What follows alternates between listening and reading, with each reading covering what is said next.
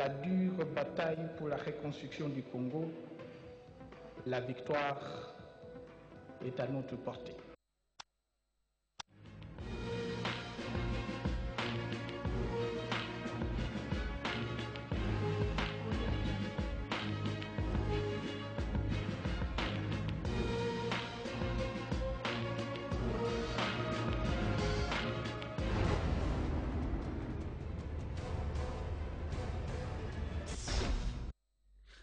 À toutes et à tous, bonsoir. C'est l'heure de vous informer. Soir Actualité fait le rappel en rapport avec l'agression de la République démocratique du Congo. Le compteur indique 348 jours. Mesdames et messieurs, bonsoir et bienvenue à ce téléjournal.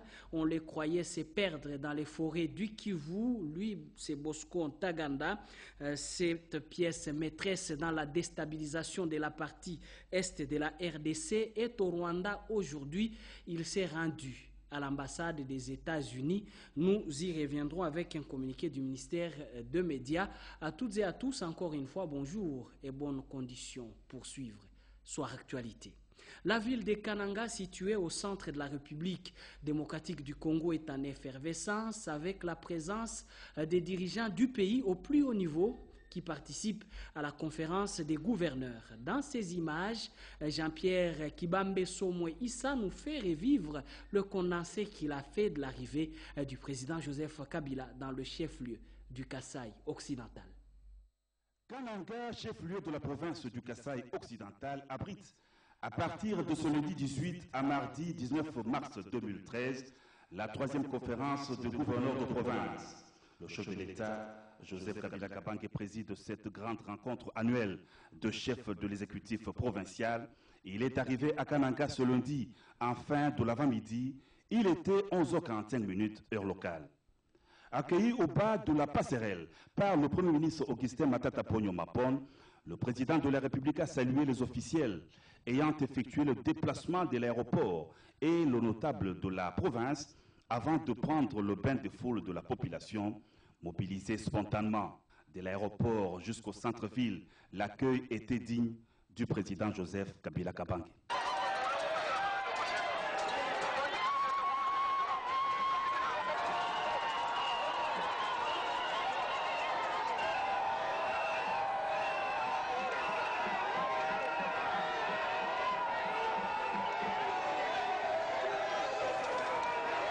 Notabilité du Kasaï occidental, religieux, opérateurs économiques, tous saluent la visite du président de la République à Kananga et la tenue de la troisième conférence des gouverneurs dans leur province.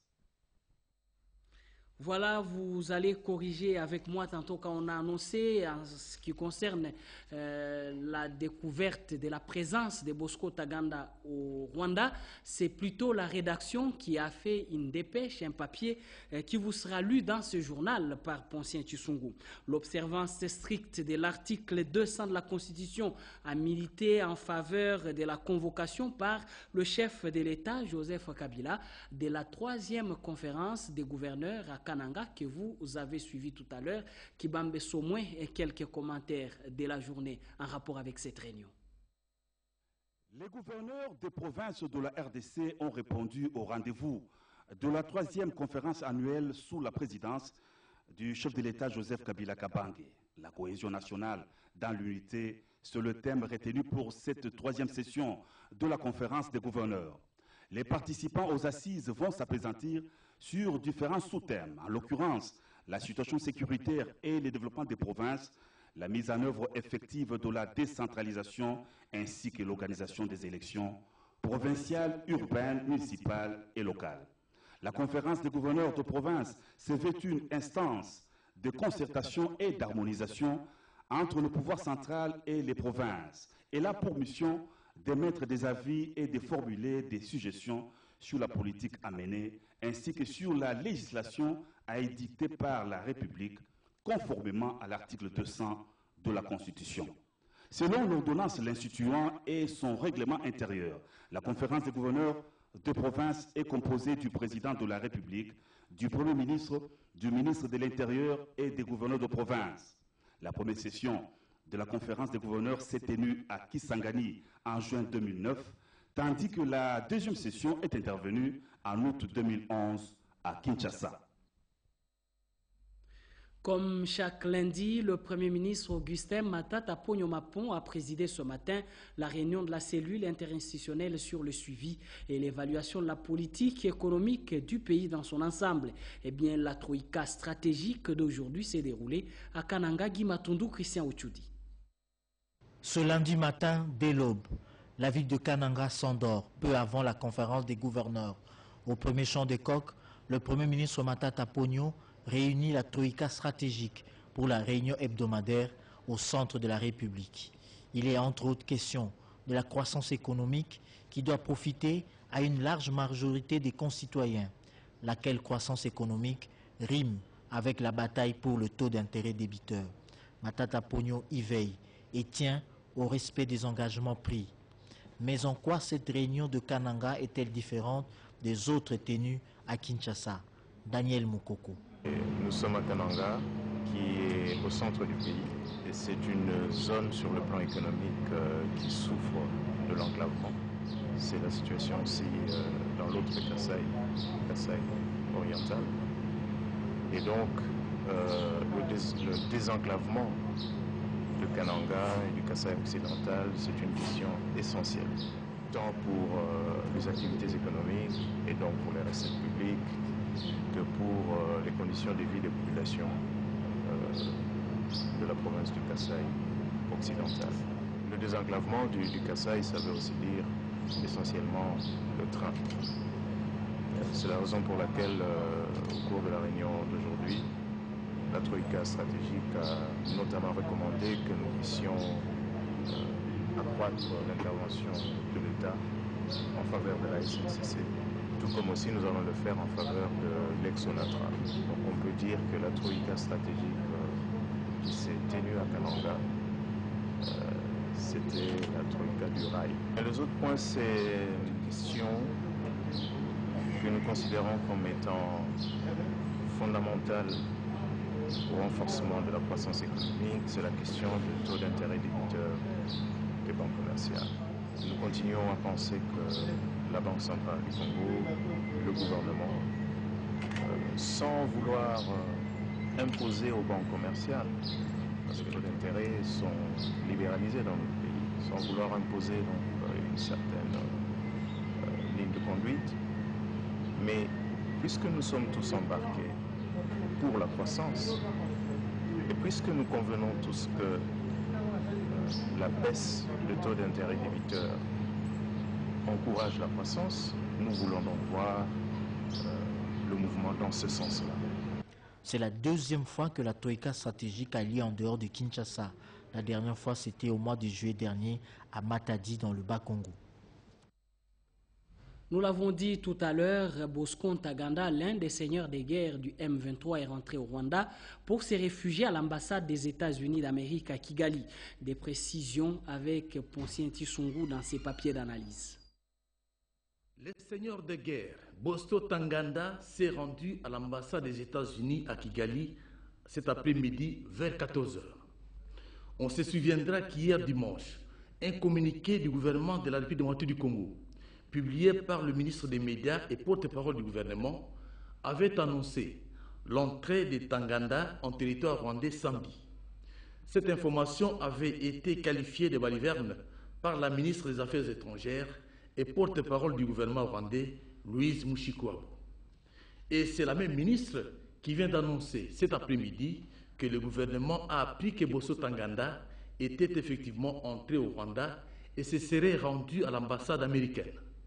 Des sources crédibles affirment que ce sont des autorités rwandaises qui ont elles-mêmes déposé le général renégat devant l'enclos de la représentation diplomatique américaine à Kigali. On attend d'un moment à l'autre le transfert de Bosco Ntaganda à la Cour pénale internationale de l'Haye. Nous revenons à Kinshasa pour dire, pendant qu'il a séjourné en République démocratique du Congo, le président de l'Assemblée nationale ivoirienne a déclaré que la Côte d'Ivoire, son pays, ne soutiendra jamais le morcellement des États africains, moins encore cautionner la balkanisation de la République démocratique du Congo. Peu avant de quitter Kinshasa, Guillaume Soro a apprécié le potentiel technologique de l'hôpital du cinquantenaire. Jean-Pierre-Henri Kassangana, Kazo Kazadi, était présent. Au lendemain de sa brillante prestation à l'ouverture de la session ordinaire de mars 2013, qui a émerveillé l'assistance sur le bienfait d'un panafricanisme bien compris par rapport à la garantie d'un avenir meilleur pour le continent africain, sur la démocratie et l'exigence de l'adapter à ses propres réalités, et enfin sur la grandeur de la République démocratique du Congo. Le président de l'Assemblée nationale ivoirienne, Guillaume Soro, n'a pas résisté au désir d'aller constater cette grandeur sur le terrain de l'observation, à travers l'hôpital du cinquantenaire, d'où il est reparti impressionné par le niveau de technicité et la qualité technologique de son matériel, d'où il demeure convaincu de la nécessité pour les pays africains d'investir dans le domaine de la santé et de l'éducation. Au terme des 72 heures passées à Kinshasa, Guillaume Soro a renouvelé son credo sur le Grand Congo, appelé à se réveiller, si tant est vrai que les yeux de l'Afrique sont braqués sur lui. Il entretient une idée positive sur la concertation nationale qui permettra ainsi à la République démocratique du Congo de relever plusieurs défis. Il dénonce la guerre injuste imposée à la République démocratique du Congo et ne voit pas la Côte d'Ivoire dans le mauvais rôle de soutenir le morcellement des États et encore moins la balkanisation de la République démocratique du Congo. Les deux présidents ont scellé l'accord pour la mise en œuvre du groupe d'amitié parlementaire ivoiro-congolaise. Et l'Assemblée plénière du Sénat a adopté aujourd'hui le calendrier des travaux de la session ordinaire de mars. Le président du bureau, Léon Kengo-Adondo, a enjoint les sénateurs à travailler avec célérité. Bertin Kofo, John Kayumba pour le reportage. Le calendrier de la session ordinaire adopté en plénière ce lundi 18 mars comporte au moins 15 nouvelles matières. Elles ont été réparties en commission. Nous avons le projet de loi de ratification de l'ordonnance loi numéro 010/2012 du 21 septembre 2012 portant réforme des procédures relatives à l'assiette, au contrôle et aux modalités de recouvrement des recettes non fiscales, qui vient du gouvernement et qui sera envoyé à la Commission économique, financière et de la bonne gouvernance. Les arriérés législatifs seront soumis au fur et à mesure de leur retour de l'Assemblée nationale. D'autres textes sont en cours d'examen au niveau des commissions. Compte tenu du volume de matières à examiner au cours de cette session, le président du bureau, Léon Kengo-Adondo, a donné quelques directives. Vous allez voir que cette session a beaucoup de matières qui vont être inscrites à son ordre du jour. Nous devons dès lors travailler avec célérité pour que nous puissions terminer toutes les matières inscrites tant que faire se peut. Les dossiers de validation des mandats des 3 suppléants qui vont remplacer 2 sénateurs décédés pendant l'intercession et un sénateur qui a choisi l'Assemblée nationale est en examen à la PAJ. Un mandat qui a pris fin, c'est celui du chef de la mission. Vous m'excuserez, un mandat, je disais, qui a pris fin, c'est celui du chef de la mission des instructeurs militaires chinois de la base de Kamina. Il croit au développement rapide de la République démocratique du Congo, une pensée qu'il a soutenue à la cérémonie d'adieu organisée en son honneur ici à Kinshasa, nous dit Félix Zalume Tidandou.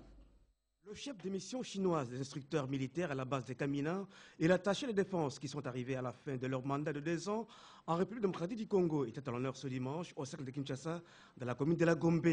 C'était à l'occasion de la présentation d'adieu aux autorités de l'appareil de défense nationale congolaise. Ces 2 officiers supérieurs de l'armée chinoise retiennent de la République démocratique du Congo un pays riche en potentialités minières qui rivalise avec la grande richesse de la faune et de la flore dans les différentes réserves naturelles et parcs de ce pays continent tel la Chine. À leur arrivée il y a 2 ans, la République démocratique du Congo présentait l'image d'un pays malade en quête de la reconstruction. Aujourd'hui, c'est chose faite. Il est plutôt un État en plein développement vers un pays émergent dans les jours à venir très proches. Pendant les 2 années passées, j'ai constaté un grand développement économique et social de la RDC. Du fond du cœur, Je suis convaincu que la RDC aura un bon avenir. Ils ont salué l'accueil et l'hospitalité du peuple congolais vis-à-vis de ces autres Chinois en terre congolaise. Le vice-premier ministre, ministre des Affaires nationales et des anciens combattants, était représenté à cette agape fraternelle par le lieutenant général Olenga, chef d'état-major intérimaire de la force terrestre. Et Daniela Mouleloa nous fait savoir que la République démocratique du Congo s'active pour relancer la société congolaise d'investissement minier. Un accord de financement de 500 millions de dollars vient d'être signé entre une firme chinoise et la partie congolaise. Reportage. À Joseph Kabila Kabange, une nouvelle société d'exploitation du diamant vient de voir le jour à Chiboué au Kasaï oriental. Cette unité de production diamantifère est une fois de plus le symbole, l'expression de l'excellence des relations de coopération entre la RDC et la Chine. En effet, la cérémonie de la signature de l'accord consacrant la création de cette société de joint venture SAKIM entre la RDC et la partie chinoise a eu lieu le lundi 18 mars 2013. Ce document important qui engage les deux pays sur la voie du développement intégral d'une partie de la zone centrale de la RDC a été signé par le gouvernement congolais, par la ministre du portefeuille, Louise Munga Messozi, et Kabwe Loulou, ministre de Mines. Cet accord marque le début d'un investissement en infrastructures hydroélectriques, routières et en équipement minier. Cette action, qui entre dans la vision de son Excellence, Joseph Kabila Kabange, président de la République, dans le cadre de la révolution de la modernité, est en droite ligne des efforts que déploie le gouvernement sous la houlette de son Excellence Matata Ponyo, Premier ministre, chef du gouvernement. La ministre du portefeuille a, entre autres, souligné que l'accord qui est signé aujourd'hui a été élaboré dans un esprit de partenariat gagnant-gagnant. Peggy Mukunda, elle, nous fait savoir que l'initiative pour la transparence dans la gestion des industries extractives ITIE a un bureau à Kisangani. Le siège a été inauguré par le ministre du Plan Célestin Vunabandi. Le gouverneur de la province orientale, Jean Bamanissa Saïdi, et de plusieurs autorités que la cérémonie officielle de l'ouverture de l'antenne de secrétariat technique de l'ITIE RDC Kisangani a été présidée par les ministres du Plan et suivie de la mise en œuvre de la révolution de la modernité, Célestin Vunabandi. Cette cérémonie, simple aux yeux de plusieurs d'entre nous, revêt une importance capitale dans la révolution de la modernité, vision de son Excellence, Monsieur le Président de la République démocratique du Congo, chef de l'État, Monsieur Joseph Kabila Kabange.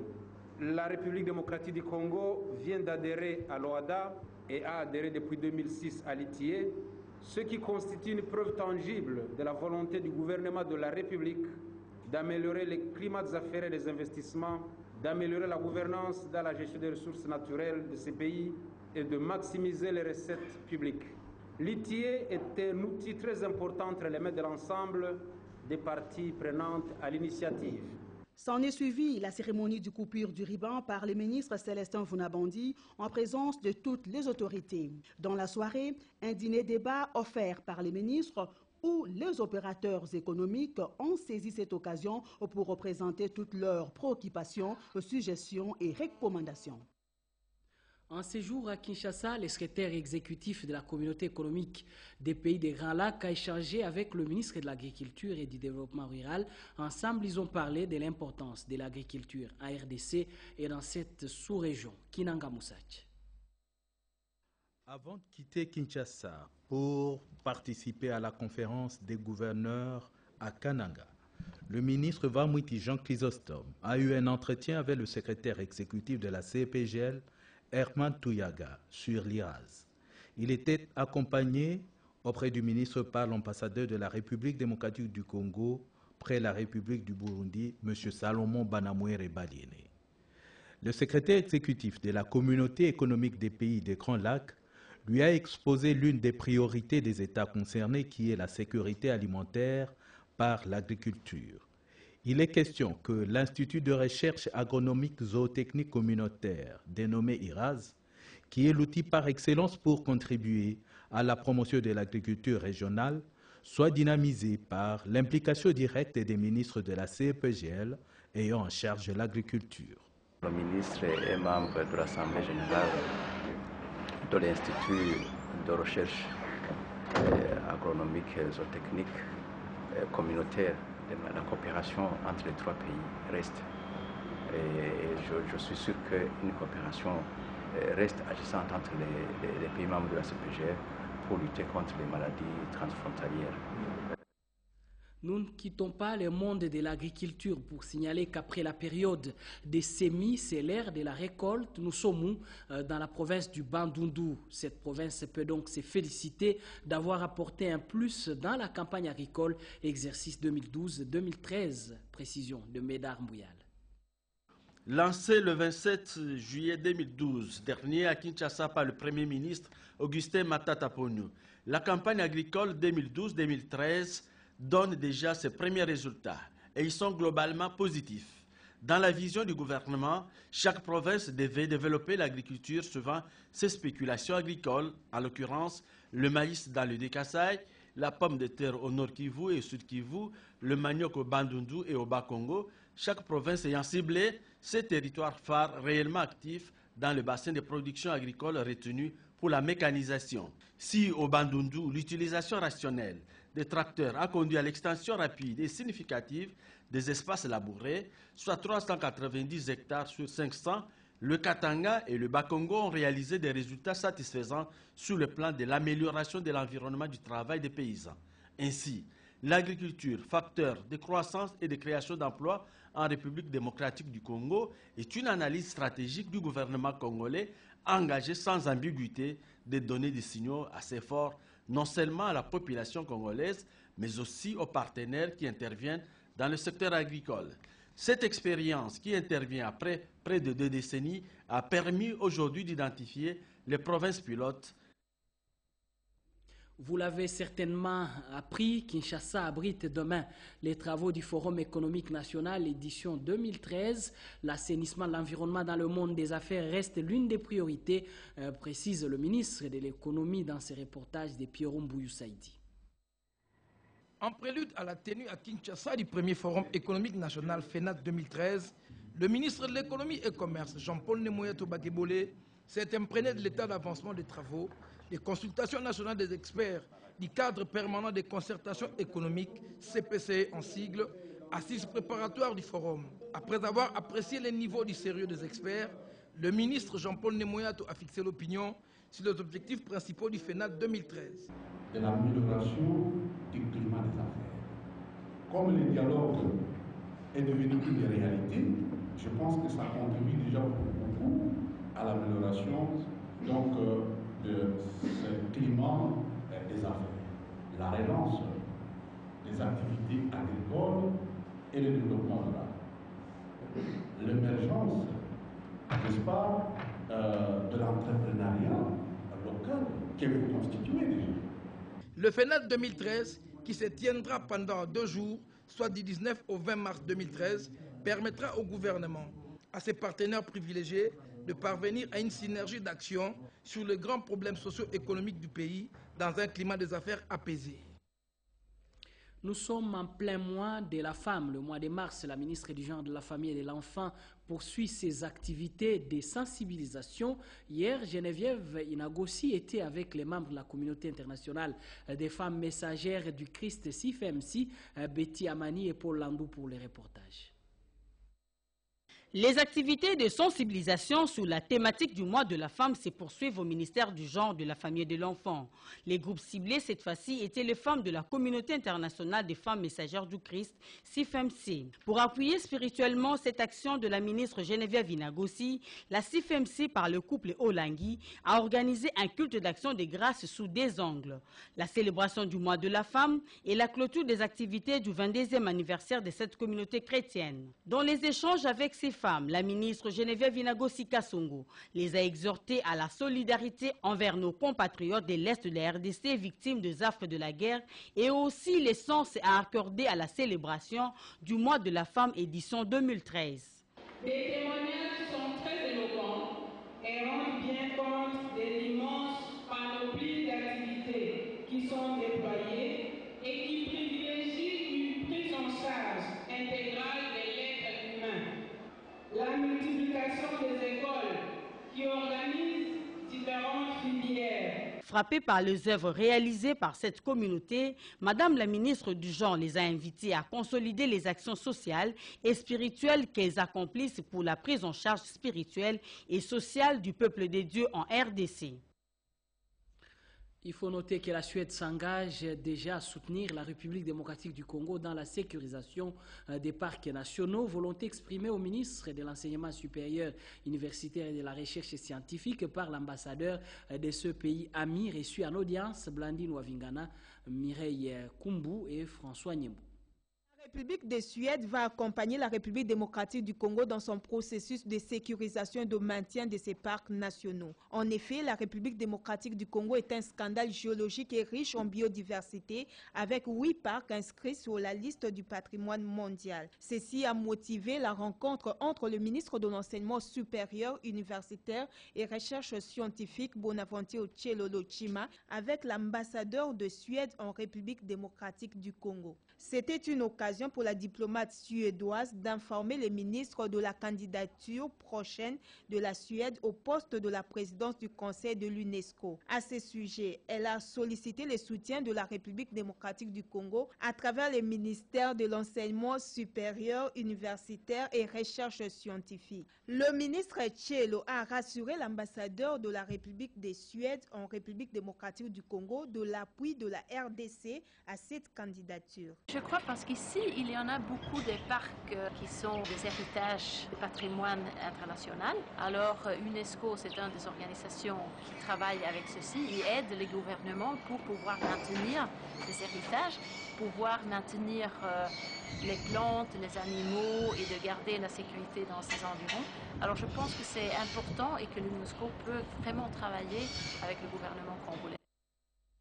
Les députés nationaux sont déjà rentrés de leurs vacances et là, l'honorable Edmond Kabongo, député élu de la circonscription électorale de Boukama, a conscientisé sa base électorale à soutenir le chef de l'État dans ses efforts de sauvegarder l'intégrité de notre pays. Pascal Kossi pour les commentaires. Le séjour de l'honorable Kabongongoy à Luena et Butumba dans le territoire de Boukama, sa circonscription électorale au Katanga, n'a pas été de tout repos. À Luena, le président fédéral de l'Union pour le développement du Congo, IDECO, parti cher à Baudouin-Panzamkalaïsungu, et président du caucus des députés du Katanga, a tenu un meeting populaire au cours duquel il a sensibilisé sa base sur les enjeux de l'heure. L'honorable Kabongongoy a demandé à la jeunesse de se joindre aux efforts du chef de l'État, Joseph Kabila Kabange, qui ne cesse de se battre sur tous les fronts pour la sauvegarde et l'intégrité de notre pays et de combattre tous ceux qui sèment la désolation dans cette contrée, à savoir les mouvements des Maï-Maï. Je vous dis que le pouvoir est entre les mains de Joseph Kabila, originaire du Katanga. De la même façon avec Jésus-Christ, qui était originaire de Nazareth, quand bien même il est venu sauver tout le monde. Joseph Kabila est combattu aujourd'hui par ses propres frères. C'est une honte. Il a en outre appelé la jeunesse à s'enrôler massivement dans l'armée pour défendre la cause de la patrie. À Butumba, l'honorable Kabongongoy a remis des produits pharmaceutiques à un hôpital en carence qui n'attendait que cette bouffée d'oxygène pour son bon fonctionnement. Sur place, il a payé les frais de quelques malades retenus pour non-paiement des frais d'hospitalisation. Les bénéficiaires n'ont pas caché leur satisfaction. Toujours au Katanga, vous suivrez en page Info Plus l'itinérance de l'honorable Joseph Mouyi Alumbu Estache. Ce député national fait le plaidoyer pour la réhabilitation de l'hôpital général de référence de Kongolo d'ici de Tanganyika, province du Katanga. Le député national Mouyi Alumbu élu de Kongolo a également sensibilisé les jeunes à s'enrôler massivement dans les forces armées de la République démocratique du Congo. C'est à suivre après ce journal. Intense activité ce jour au parti La Révolution du Peuple PRP du fondateur Feu Mouzé Laurent Désiré Kabila. Son secrétaire général, Madame Bien-Aimée des Dieux Kabila, se déploie pour soutenir les efforts du chef de l'État à tous égards. Ici, elle revient sur l'historique du parti PRP. Voici l'historique du parti politique PRP qui signifie Parti de la Révolution du Peuple. À ne pas confondre avec la FUDEL. À la fondation du Parti de la Révolution du Peuple, le 24 décembre 1967, à Fizi, dans la province du Sud Kivu, Mouzé Laurent Désiré Kabila fut reconnu comme président fondateur. Notez qu'à la révolution du 17 mai 1997, le parti PRP s'est retrouvé dans l'AFDEL dans une association momentanée composée de 4 partis qui suivent. PRP, CNR2, MRLZ, A2P, le vrai parti de Musée Laurent Désiré Kabila, c'est le PRP et ne pas confondre avec l'AFDEL. Ce parti ne doit jamais disparaître, c'est pourquoi nous nous mettons debout pour assurer sa continuité et soutenir les actions du chef de l'État, Joseph Kabila Kabange. Vive le Parti de la Révolution du Peuple, vive la RDC. Cap province orientale, après l'investiture du gouvernement provincial, les ministres sont en session sur le leadership et les réformes. C'est pour l'efficacité de leurs actions. Reportage. Un séminaire de formation sous la mise à niveau vient d'être organisé à Kisangani dans la province orientale avec l'appui des experts du gouvernement central. Le gouvernorat de province a développé les thèmes leadership en gestion axé sur les résultats. Le gouverneur de province, Jean Bamani Sasaïdi, qui a mis en route cet atelier, a tenu de faire approprier aux ministres provinciaux et autres hauts fonctionnaires de l'administration les codes d'une bonne gestion dans tous les secteurs, mais aussi apporter des innovations par rapport à la nouvelle loi des finances publiques, ainsi que la passation de marché et la gestion sous la décentralisation. La pertinence des communications développées durant les travaux du séminaire, suivant un mode interactif combinant exposé et échange, a permis d'acquérir ces outils pour réaliser rapidement des résultats au regard des attentes pressantes des populations. Pour cela, j'en appelle au sens de responsabilité à l'imagination créatrice qui doivent animer chacun en vue de répondre aux attentes de la population dans son secteur ministériel. Pendant 11 jours, différents modérateurs ont développé des thèmes sur le renforcement des capacités et l'efficacité dans les actions à mener. Le rendement sur les résultats a été considéré comme la clé de la réussite de tous les problèmes qui se posent en termes de défis dans la province orientale. Vous avez là reconnu la voix de Betty Amani. Ici à Kinshasa, le document contenant les principes de fonction de la Maison du développement rural vient d'être validé ce lundi par les experts du ministère de l'Agriculture, nous dit Suzanne Loumana. Les ministères du développement rural projettent de mettre sur pied les structures de la Maison du développement rural, un concept conçu pour faire fonctionner l'administration de ces ministères. Ces documents de base contenant les principes de fonctionnement de cette maison a été élaboré avec le concours de 30 experts du ministère du développement rural qui ont bénéficié de l'appui technique et financier de la coopération technique belge. Nous sommes rencontrés aujourd'hui pour valider un document qui avait été rédigé avant. C'est un document qui généralement est adressé aux formateurs en milieu rural. On a passé en revue tous les problèmes du développement en milieu rural et on est en train de chercher comment pallier à ça. Nous nous sommes retrouvés, on a fait une première version. Maintenant, c'est la deuxième version qui a été rédigée. Nous l'avons amendée. On va faire la mouture terminale et après, on sortira un document avant qu'on fasse des documents plus détaillés comme module de formation. C'est seulement au sortir de ces documents là-bas qu'on pourra initier des missions à l'intérieur pour former. Ce manuel sera utilisé pendant toutes les formations qui seront organisées dans toutes les provinces qui vont accueillir la structure de la Maison du développement rural. Tenez, la compagnie aérienne Fly CA informe son aimable clientèle que les vols Kinshasa-Lubumbashi de ce mardi 19 mars 2013 prévu pour 12 heures est reculé à 18 heures. Les passagers réservés sur ces vols sont priés de se présenter à l'aéroport d'Indjili à 15h30. C'est signé la direction commerciale. Nous avons un communiqué nécrologique dans ce journal. L'association des caméramens professionnels de la République démocratique du Congo, ACAP RDC, a la profonde douleur d'annoncer à tous ses membres ainsi qu'à la corporation des professionnels des médias le décès de l'un de leurs, Papi Ipanga, caméraman à la chaîne de télévision Antenne A, décès survenu ce lundi 18 mars 2013 à la clinique Ngaliema.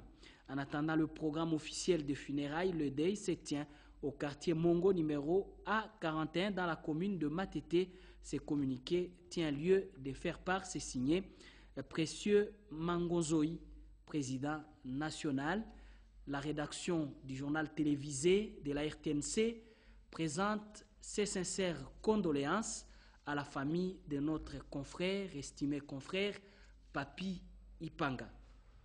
C'est la fin de cette édition d'information, mesdames et messieurs, réalisée par Mimi Lumumba, coordonnée par Jules Lombo Kachita. C'était placé sous la supervision éditoriale de Guillaume Koukoumamengi Panji.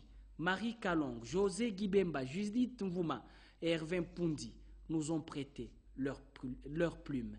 D'ici là, portez-vous bien et on se retrouve très prochainement à 23h. Vous retrouverez Guy Blaise Kitiki. Au revoir.